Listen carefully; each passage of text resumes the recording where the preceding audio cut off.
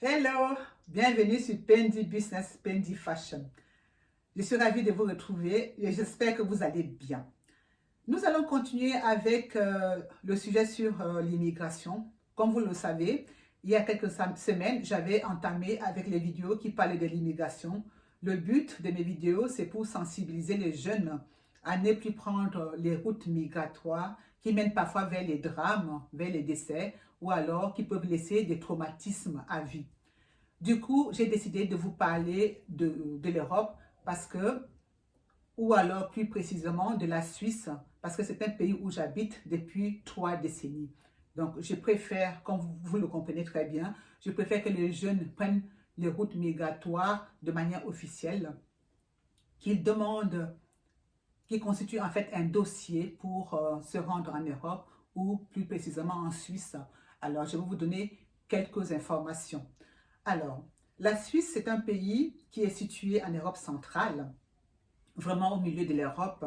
Nous sommes à quelques heures de vol de Paris, de Londres, de Hambourg, de la Turquie, de l'Italie et tout ça. C'est un pays de montagnes et de lacs, et constitué de beaucoup d'Alpes en fait, les Alpes, les montagnes. Et c'est un pays où il fait froid en hiver. Alors, la population suisse est estimée actuellement à 9 millions d'habitants. En tout cas, en 2023, la population est estimée à 9 millions d'habitants. C'est plutôt une confédération, ce n'est pas une république, c'est une confédération qui choisit chaque année d'avoir un président. Donc, le président de la confédération ou le conseiller fédéral est élu chaque année. Donc, vous voyez à quel point la Suisse est vraiment démocratique puisque le président est élu chaque année renouvelable. Un président ne peut pas faire 2 mandats, c'est juste une année. Et c'est un pays qui est constitué aussi de 26 cantons qui s'administrent de manière autonome. Les cantons sont des structures politiques également et administratives. Voilà. Maintenant, sur le plan mondial, sur le plan militaire, la Suisse, c'est une confédération, comme je l'ai dit, et c'est un pays qui est neutre. La neutralité militaire a été décidée lors du congrès de Vienne en 1815. Les puissances qui avaient gagné les guerres contre Napoléon ont décidé donc lors de ce congrès à Vienne en 1815 que la Suisse serait un pays neutre. Ça veut dire que la Suisse ne peut pas mener des guerres à l'étranger. Elle ne peut pas non plus envoyer des soldats ou des mercenaires mener des guerres à l'étranger. Et les puissances étrangères ne peuvent pas non plus attaquer la Suisse. Voilà comment est expliquée la neutralité.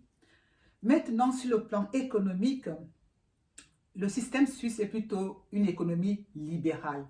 C'est un système économique qui privilégie l'entrepreneuriat, la création d'entreprises, les petites et moyennes entreprises, et c'est vraiment les petites et moyennes entreprises qui ont fait une partie de la richesse suisse.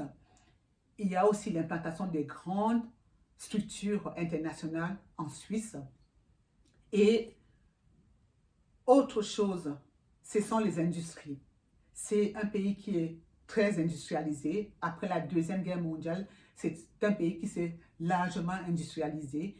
Ici, on trouve l'industrie mécanique ainsi que horlogère et le tourisme aussi marche très très bien.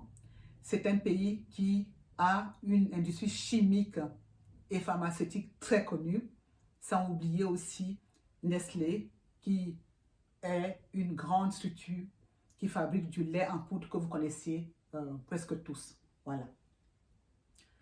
Maintenant, en ce qui concerne l'aura de la Suisse à l'étranger, vous savez que la Suisse abrite des grandes organisations internationales telles que l'ONU, l'OMPI, qui est l'Organisation mondiale de la propriété intellectuelle, l'UIT, l'UNESCO, etc.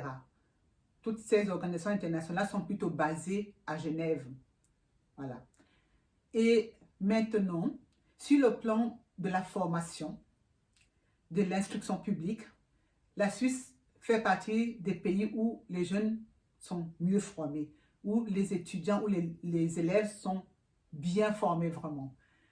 Et pour preuve, il y a pas mal de pays du Golfe, les Américains, les Français, qui envoient leurs enfants, leurs jeunes étudiants en Suisse dans des grandes écoles, vu la richesse linguistique de ce pays aussi.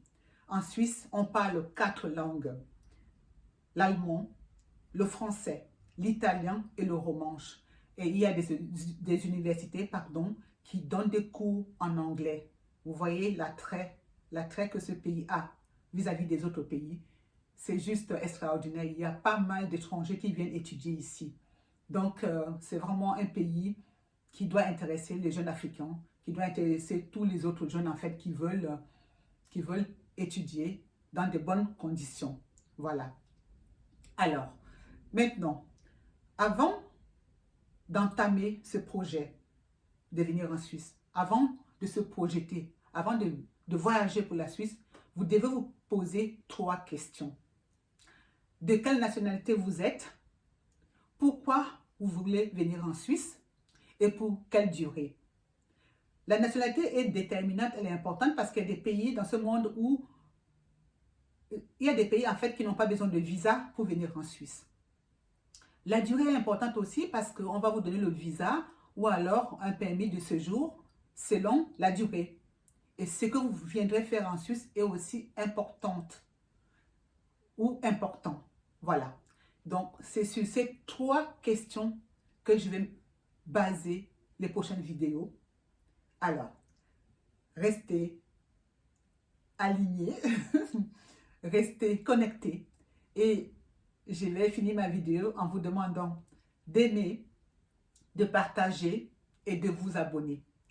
Je vous donne rendez-vous très bientôt pour continuer à parler de la Suisse. Ok, prenez soin de vous. Bye bye.